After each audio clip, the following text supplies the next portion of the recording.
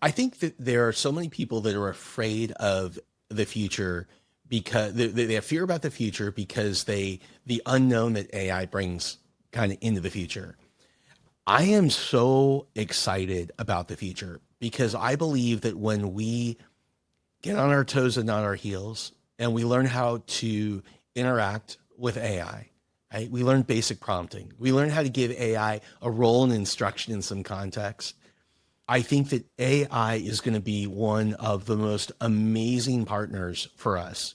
I think it's going to be incredible. I think it's going to, AI has the ability to help enhance every area of our life.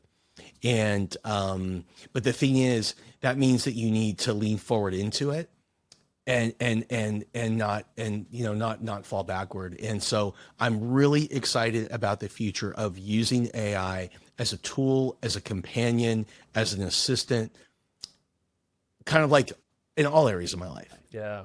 Yeah. Obviously there's so much that we don't know about the future, but the one thing that I do know is this.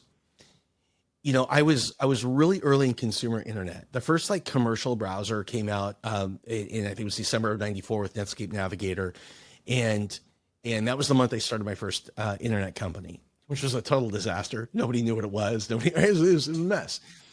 But the thing is, you know, it took me to the Bay Area, and I had some really amazing experience there. But I remember that I got my first job working for this company called Quote.com. And I think that we were the first company to get permission from the stock exchanges to put a stock quote on the internet. And Sequoia was one of our investors, Mike Moritz from Sequoia and all that kind of stuff.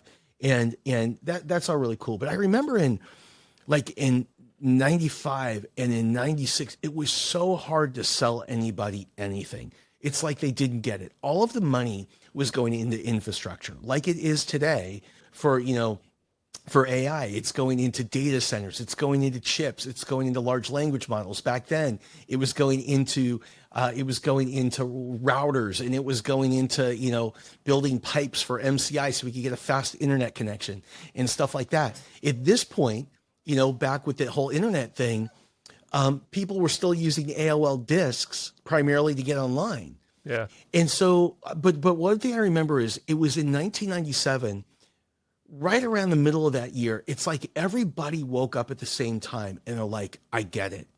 I need a website, right? I get it. I have a storefront, but now I'm starting to understand what e-commerce is. And you have this huge rush. I don't think that rush is going to happen for another year and a half for AI. So the people today who invest in AI are the people that are going to be so far ahead 5 years from now. Like that's the only thing that I know is if you spend the time you invest in it today and you just get good at one thing or two things, 5 years from now, you're just going to crush the competition because when they have, I call it the oh shit moment. When they have their oh shit moment, you will have already built a business on top of it. And that's what's really cool.